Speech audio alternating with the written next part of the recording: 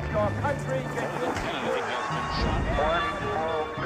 It is to be self-evident that all men are created equal. Mr. Gorbachev, tear down this wall.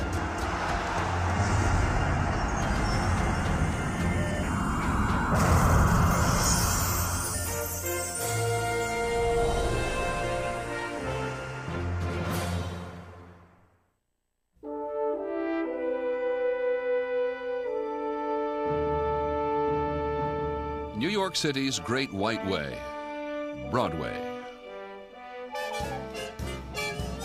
Throughout the 1920s, the nightlife here glittered. Bands played and liquor flowed, and everyone who was drinking it was breaking the law. In the first month of the new decade, the 18th Amendment became the law of the land. The sale and consumption of alcohol was now illegal.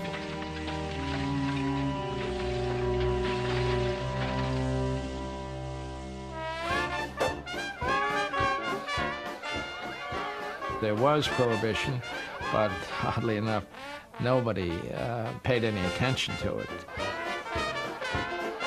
You went to people's homes, they served dreadful things called orange blossoms, which was gin and orange juice. Revolting. And bad gin at that. Liquor was now sold behind closed doors in places called speakeasies. Proprietors took the risks and reaped the profits. It was good money in them days. I was 15 years old. I was riding around with a Nash convertible. We had 4 speakeasies. One by the Daily News, one by the Daily Mirror. You had a people, you let them in. Okay. A guy had to explain who he was, and he'd show you an ID or something, and you let him in. You got to know it was like family after a while. Every corner had a saloon on it. Of course, you know, they were never raided by... The cops were a big part of that business, too. People wanted to drink. It was a great game. It became a dangerous game for the high-stakes players. Battles between rival gangs for control of illegal liquor territories riddled American cities with mushrooming murder rates. Prohibition's aim was to sweep liquor off the city streets. Now they were flooded with gangsters and guns. I used to carry 2 persuaders myself. You had to have them, or else.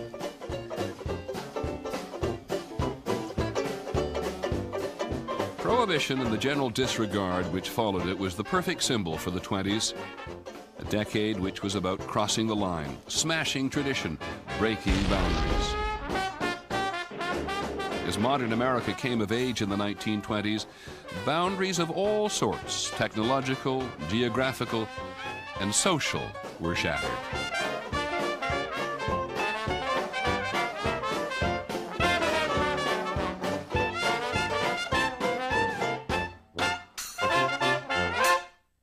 The roar in the Roaring Twenties was the birth scream of the modern.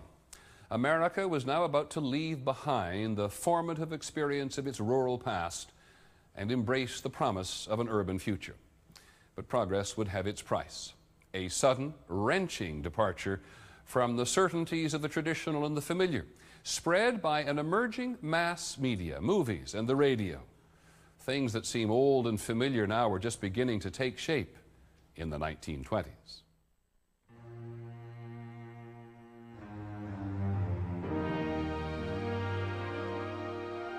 At the dawn of the 1920s, America was clearly entering a new era, an era defined by a vast and complicated urban culture that would dominate the rest of the 20th century.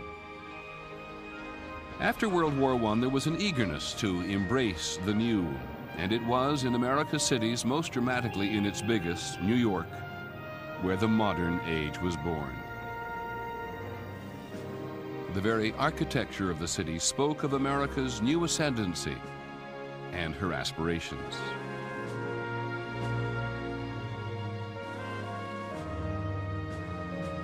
The skyscraper was an example of the new form achieving a kind of thrilling scale and nobility. More people worked there than lived in the average small town in America.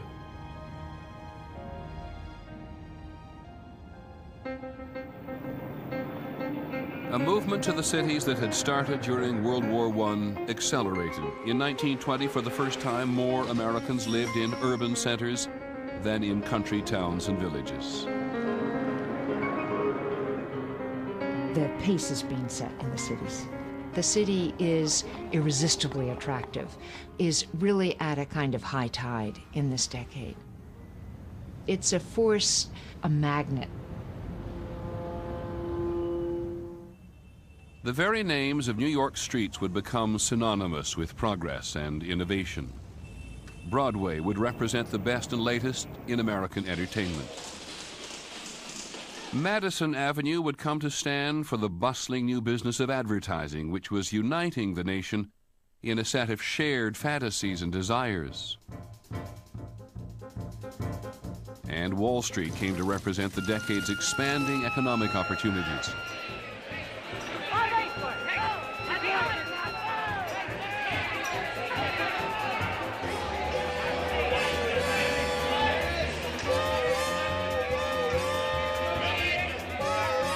Wall Street was where the action was.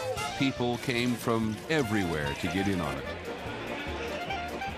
The reason I come to New York was there was nobody there after they closed the mines in 1926 in Pennsylvania. There was no money coming there. This fella Jerry got me the first job. And he said, "Come on down to Wall Street. The streets are paved with gold." It seemed that way, too, on Park and Fifth Avenues, where the tycoons lived. The number of millionaires in the 1920s jumped 400% over the previous decade. The 20s' feeling of limitless horizons was fueled by their lavish lifestyle.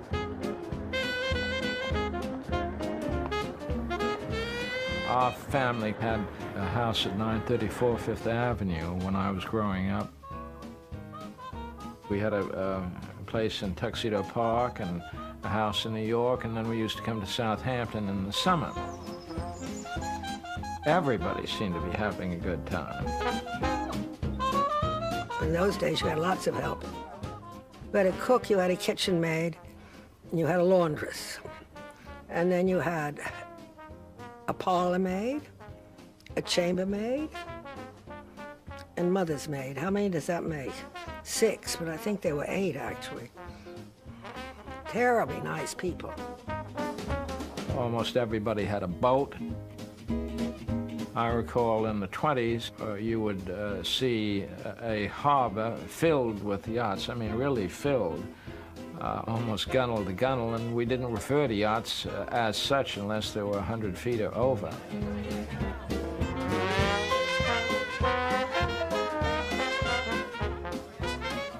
There was a great deal of entertaining, and it was all done in people's houses, seated dinner parties of 50, 60 people.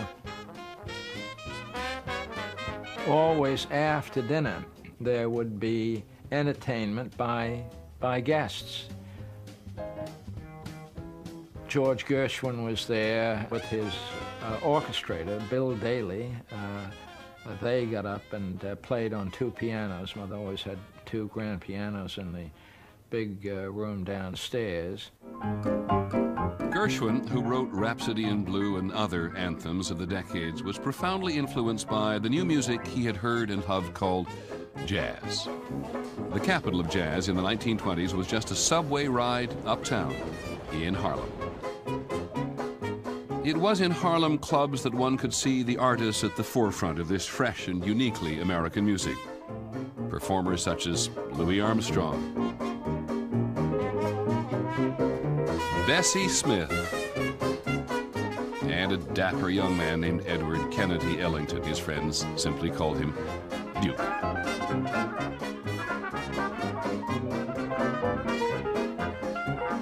Duke was the essence of what black music was all about. Everybody else was heading in that direction, but Duke was there. The first time that I was seized by the music was the first time I heard Duke Ellington broadcast from the Cotton Club, where Broadway, Hollywood, and Paris rub elbows. People came from all over the United States to experience what was going on in Harlem in the 20s. I was young then, and often we went up to Harlem at night to dance and everything. We all saved up for months to get the money to go out to a nightclub. And of course, the music was wonderful.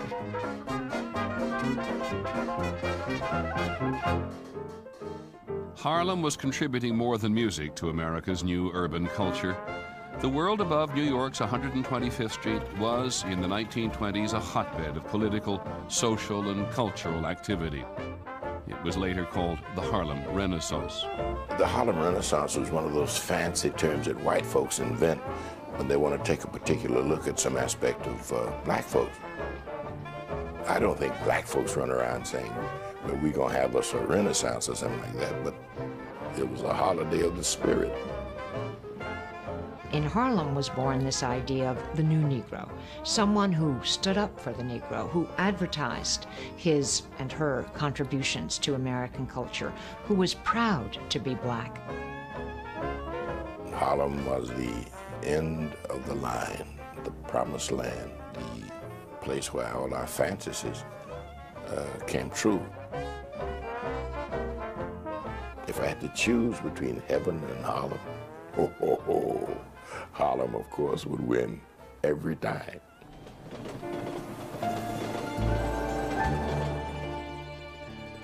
While Harlem seemed a promised land for black Americans, New York's Lower East Side was, for European immigrants, their gateway to the American dream.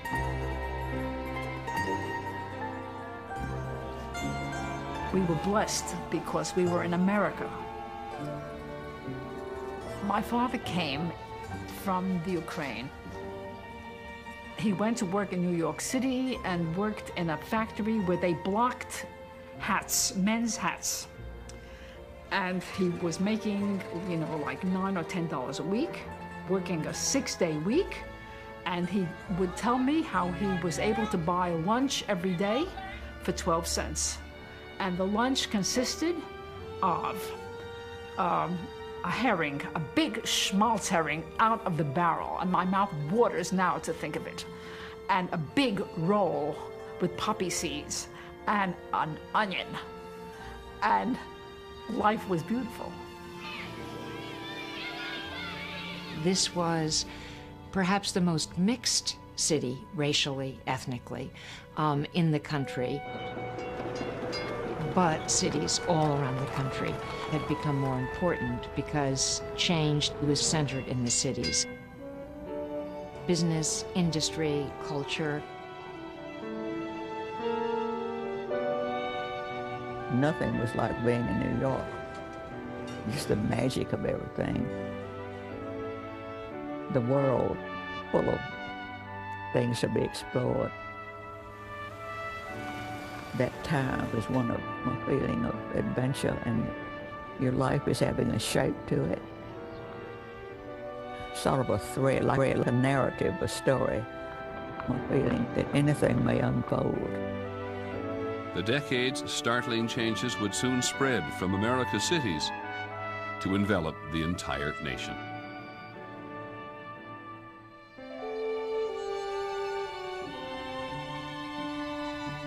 Far from the speakeasies and the dance halls and the nightclubs, there was another America in the 1920s. Here, people still lived as their parents and grandparents had, and they liked it that way.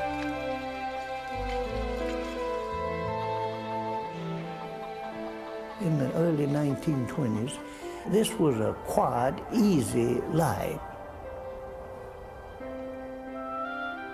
Neighbors would come over, what we call the front porch visits. And that's where there would be discussion, maybe a little gossip. Throughout the 1920s, new technologies would transform daily life. At the beginning of the decade, most Americans lived without electricity. When night fell, only candles and lamps held off the darkness.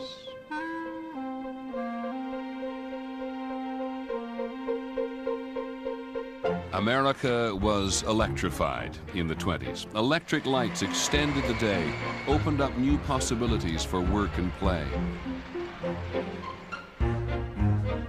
That surge of new power came first to the cities. And by the decade's end, the majority of American homes had electricity.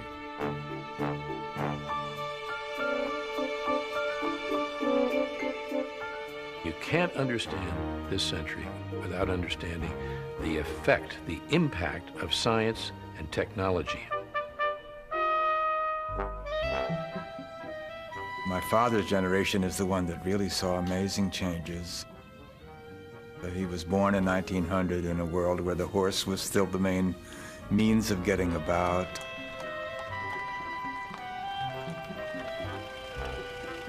The car seemed to me more revolutionary in a way than anything that's happened since. It totally changed the kind of space we live in, really.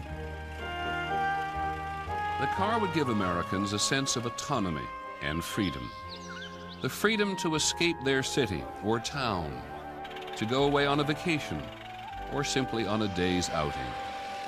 By mid-decade, the government was spending more than $1 billion on the construction of highways, bridges, and tunnels. The beginnings of a national infrastructure which knit the country together.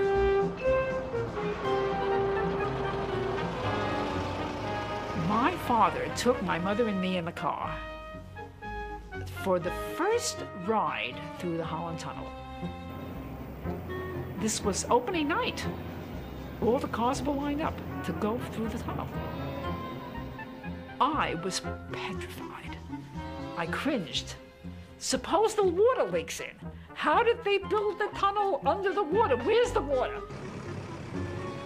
And I imagined as we were riding through the tunnel that I heard the waves overhead.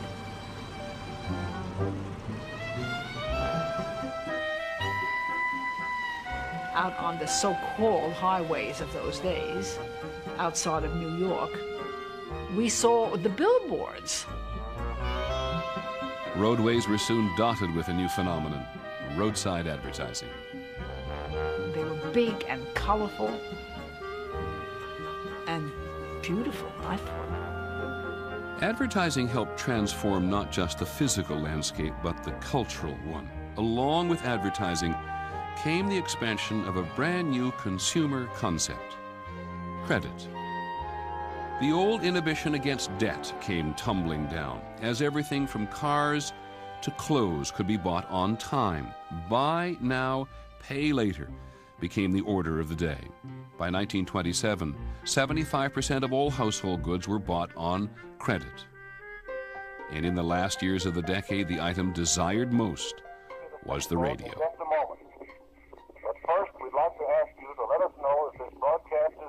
From its scratchy beginnings in 1920 as a mere hobby, radio would become a nationwide phenomenon as important as the car. Young radio enthusiast Albert Sindlinger was there at the birth of modern radio. In 1920, the night station KDKA, broadcasting from a factory rooftop in Pittsburgh, transmitted the results of the presidential election. One of the gentlemen was reading the election returns. He got sick, so for about 35 or 45 minutes, I read election returns. Nobody had any comprehension of the significance of what was going on. But don't forget, there were only a couple of hundred listeners. Within 6 months, every store in America, even grocery stores, were selling radio sets. Suddenly all Americans were listening to the same things, laughing at the same jokes. It was a kind of communal exercise here, and very much a strengthening of your notion of what it was to be an American. Along with, and sometimes propelled by the great technological leap in the 1920s, social patterns in place for decades also began to shift. Nowhere was this more obvious than with the changes for American women. An expanding job market had given more and more women careers and the disposable income to do with what they wished. Throughout the 1920s, women would assert a newfound freedom and independence, and nothing symbolized it more than the 19th Amendment. In 1920, after 81 years of agitation, women won the right to vote.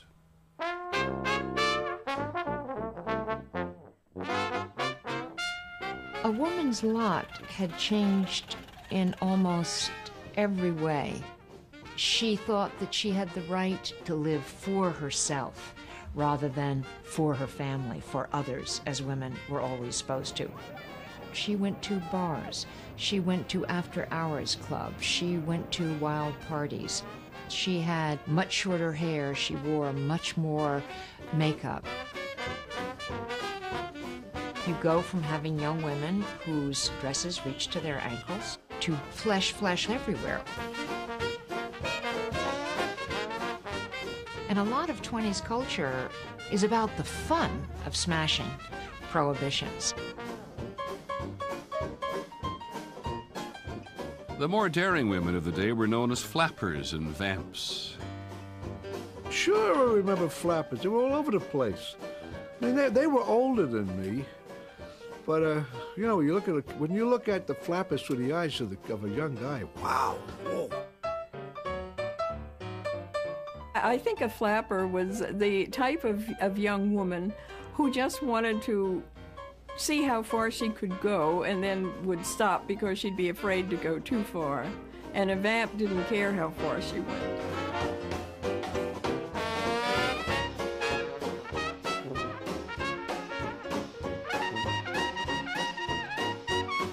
The shattering ways of 1920s city life were spread by the media to rural America, places where the changes were not always so easy to get used to. Smoking or drinking, being loose with talk, using profanity, this sifted down from the cities, from New York and Chicago. And this finally had an unwanted place in our little community. Here was a girl who'd come home she'd been working in Chicago. She comes home with short dresses on. Well, they were not wearing short dresses. They were going to church with hats on and with white gloves on. They were decidedly concerned about what future generation is going to bring.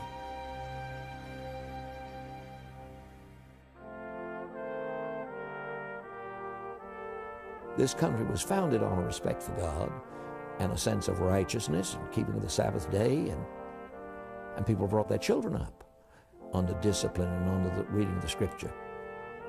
And all of those things were part of the things that bound us together in America. The people were solid, with church going and very little crime and so on.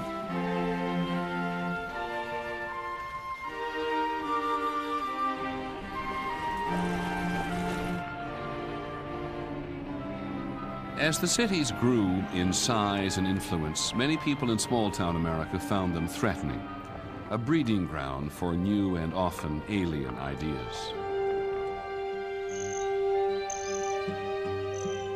In one small American town, the forces of traditional religion and modern science would clash in a battle heard around the world. Here in Dayton, Tennessee, in the summer of 1925, one of the century's most famous courtroom battles would take place. John T. Scopes stood accused of teaching Darwin's theory of evolution, that man and ape shared a common ancestor. That was against the law in Tennessee. The Scopes trial attracted the best legal brains of the time. William Jennings Bryan, 3 times presidential candidate and a Christian fundamentalist himself, came to prosecute. Clarence Darrow, the celebrated Chicago trial lawyer, came to defend Scopes. Outside, as the trial progressed in the scorching summer heat, Dayton had itself a carnival. people would bring in trained chimpanzees dressed in suits and ties, and they'd lead them up and down the streets. Read Your Bible was everywhere in town, posted up on the street, across the street, banners. And you walk maybe 100 yards this way and you'd have a street preacher. I didn't know what he was preaching about. And you never saw the same people twice. You go to the same place next day, there'd be some other people from some other part of the United States there. But it was a lot of hoopla. I enjoyed it. The Scopes trial became emblematic. Everybody had to make up their mind. People who'd never been to Tennessee, couldn't even find Tennessee, had to think about this question. Do I believe in modern science? At times, it seemed that the whole world had converged on Dayton. The aisles were filled and the walls were lined with newspaper people from England, from Spain, from France. We had so many newspaper people there that you couldn't stir them with a stick. When all the hoopla ended, John T. Scopes was found guilty and fined $100, a ruling later overturned on a technicality. What Scopes represented and what the world came to witness was a colossal clash of ideals. The cool reason of science seemed to threaten the deep and abiding roots of religion. It was one thing to replace the family mule with a Model T, but quite another to trade Matthew, Mark, and John for Einstein, Freud, and Darwin. For many people, these were confusing times. And what may have been the most unsettling about the pace of change in the 1920s was that people really wanted both the benefits of the future and the familiar comforts of the past.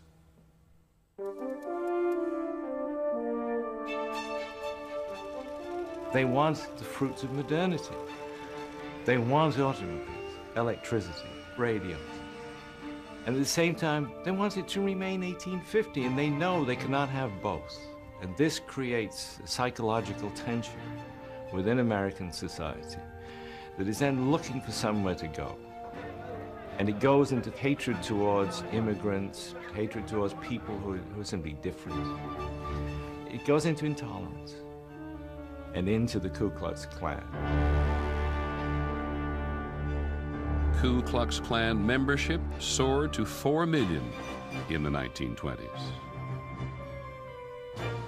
Almost everybody that was a good citizen in the South was a member of the Klan. I think they were encouraging morality by turning the light on immorality and deceit and unfairness. It created a great deal of, I'd say, consternation and debate and so on. They were not just opposed to the blacks, but they were opposed to the Catholics and the Jews or anybody else that came somewhere. Going to people's houses and calling them out and insulting them and whipping them and things of that kind. This was not just peculiar to the South at Alabama, it was nationwide. The Klan was actively recruiting in many northern states.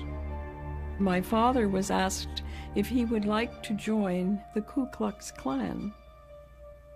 He grabbed the guy by the collar and threw him down the stairs. 3 nights later, almost directly across the street, there was a large cross burning. I still can see it in my mind. It was a dreadful, horrifying experience.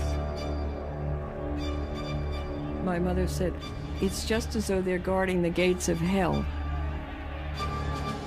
Those white people who catered to us and were in sympathy with us, they caught hell too.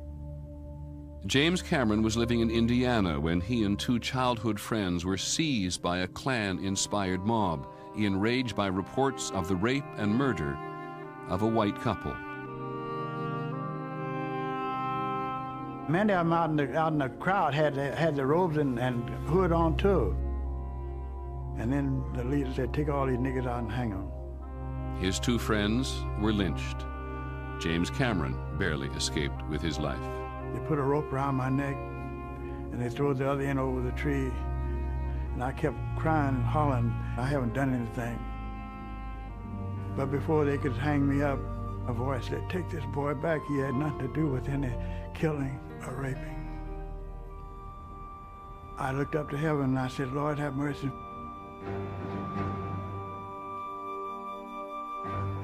Throughout the decade, an estimated 200 people were lynched by the Klan. This organization, claiming to uphold the values and virtues of the past, became so powerful in the 1920s that it seized political control in 7 states. And in 1927, Klansmen marched, 50,000 strong, down the streets of the nation's capital. Clearly, the forces of 20s modernity had stirred a bitter resistance. Then the Manasseh Mauler lashed out in his old ferocious style. Several fast, deadly punches. In a decade fraught with so many changes, people in the 1920s seemed hungry for old-fashioned heroes, and an explosion in spectator sports provided them. Sports giants became household names, their every move followed by radio and an eager tabloid press. One name was known in more households than any other. In our family, we were never baseball-oriented, but I would have had to be deaf not to have heard about Babe Ruth. George Herman Ruth, the Babe, reshaped America's pastime. In an era of big events, he excelled at the game's biggest excitement, the home run. He hit 60 of them in a single season in 1927, a record that would stand for 4 decades. Fans drove from miles around to see it. We used to get in the truck, 7 of us, put hay in the truck and just sit on it. And in 3.5 hours, we were from Scranton to the Yankee Stadium. It was 35 cents to see the Babe, Lou Gehrig, all the Yankee players. Babe Ruth was a hero. Lou Gehrig was always my hero. Seems like everybody back then was a hero. We'd write and get autographs. They graciously sent us pictures. 3-cent postage stamp, you got your picture back. Very, very nice time to live. Felt good to be an American.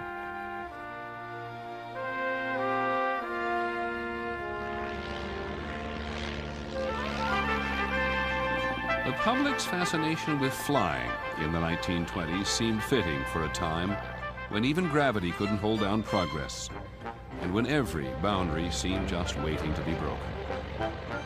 Once I got up about 1,000 feet, it was like I was home. And that's the only way I can describe it to you. I was home. I'd never wanted to be anyplace else. In 1927, one pilot would put aviation and himself on every front page in the world. On a misty May morning outside New York City, a plane called the Spirit of St. Louis was ready to take off for Paris. No one had ever flown solo across the Atlantic before. 6 others had tried, failed, and died. Ready to take the chance this time was Charles Lindbergh, the 6'2" son of a former congressman from Minnesota. Thousands of people came to watch him take off.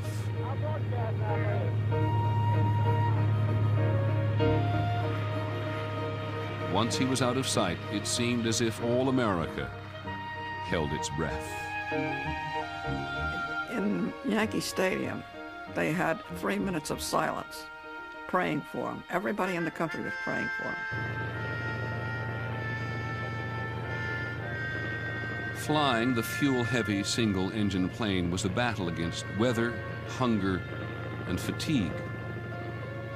For the entire 33.5-hour flight, the Western world wondered about the fate of that tiny plane somewhere over the vast Atlantic.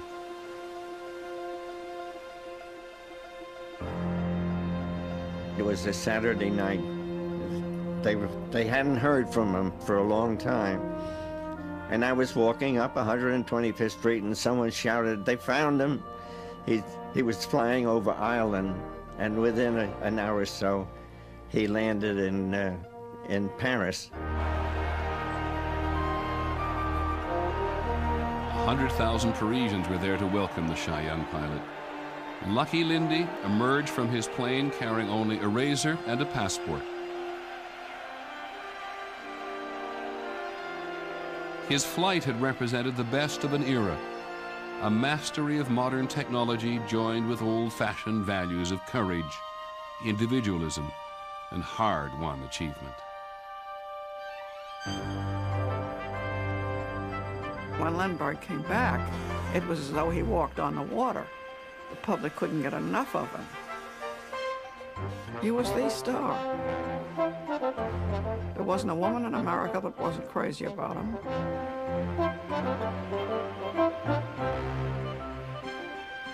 He was a hero. He was a nice guy. He was new. He was young. He was, he was kind of gawky, but that was what they wanted. The parade for Lindbergh down Broadway was the biggest national celebration since the end of World War I.